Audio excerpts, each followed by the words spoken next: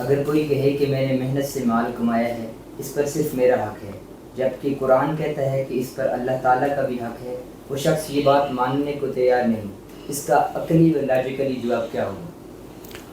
بسم اللہ الرحمن الرحیم۔ جی دیکھیں، بڑا اہم سوال ہے، اور سوال کی اپنی نوعیت سے واضح ہے کہ اگر تو اس انسان نے قرآن مجید کی بات ماننی ہوتی تو یہ اس کے لیے کافی تھا، چونکہ قرآن میں 2 سے 3 مقامات پر ہے، فی اموالہم حق معلوم للسائل والمحروم، تمہارے مالوں میں سائلین اور محرومین کے لیے ایک مستقل حصہ ہے، حق کے متعین ہے۔ اگر کوئی شخص قرآن مجید کی بات نہیں مانتا اور وہ کہتا ہے کہ یہ میری اپنی کمائی ہوئی دولت ہے تو میں اللہ کا حصہ کیوں دوں، تو پھر اب اس سے سوال یہ کیا جائے گا کہ وہ جو بھی کام کرتا ہے، اس نے ڈیری فارمنگ کا کام کیا، وہ زراعت کا کام کرتا ہے، وہ جانور پالتا ہے، وہ بزنس کرتا ہے، وہ جاب کرتا ہے، وہ دنیا کا جو بھی کام کرتا ہے، انالیسز ایک کر کے دیکھ لیتے ہیں، ایک تبصرہ کر کے دیکھ لیتے ہیں کہ کون سا ایسا کام ہے جس میں 100% اس کی اپنی ایفرٹ سے ہوا ہے۔ مثلا زراعت کا کام ہے تو کیا سورج جو تپش دے رہا ہے اس نے کوئی رینٹ دیا ہے، اس کے اندر کوئی حصہ ہے؟ اور سورج کی تپش کے بغیر فصل پک نہیں سکتی۔ اس کے بعد ہوائیں جو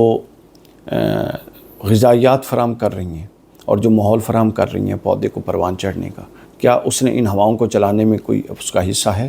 مٹی جو اس کے بیج کو پروان چڑھا رہی ہے، اس کے اندر اس کا کوئی حصہ ہے؟ پانی، زیادہ سے زیادہ وہ یہی کہہ سکتا ہے نا، اس نے ایک ٹیوب ویل ارینج کیا اور وہاں سے پانی آیا، لیکن پانی کی پروڈکشن تو ٹیوب ویل نہیں کر رہا، ٹیوب ویل تو اس کا سپلائر ہے، تو پانی کہاں سے آ رہا ہے؟ یہ ایک حصہ تھا، یعنی ہم نے زراعت کو ڈسکس کیا۔ آپ اسی طرح کوئی اور جانور، کوئی اور جاب ڈسکس کر لیں، ایون کہ آپ کوئی شے چلاتے ہیں، آپ گاڑی چلاتے ہیں، جس قانون کے تحت گاڑی زمین پر رگڑ کھا کے چلتی ہے، گریویٹیشنل فورس، کیا اس کو آپ نے پیدا کیا ہے؟ کوئی بھی ایسی چیز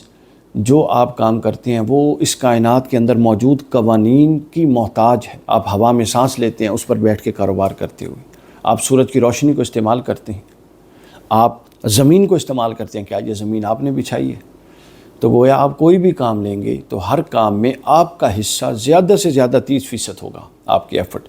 70% وہ قوانین فطرت آپ کے رزق کی پروڈکشن میں کار فرما ہیں جو اللہ تعالیٰ نے منظم طریقے سے چلائے ہیں۔ لہٰذا عقل کا بھی یہی تقاضا ہے کہ جب اتنا بڑا نظم اس کے اندر دیا گیا ہے تو پھر اس کے حکم پر اس کا حصہ نکالا جائے، تو اس کا حصہ نکالنا صرف قرآن کی روح سے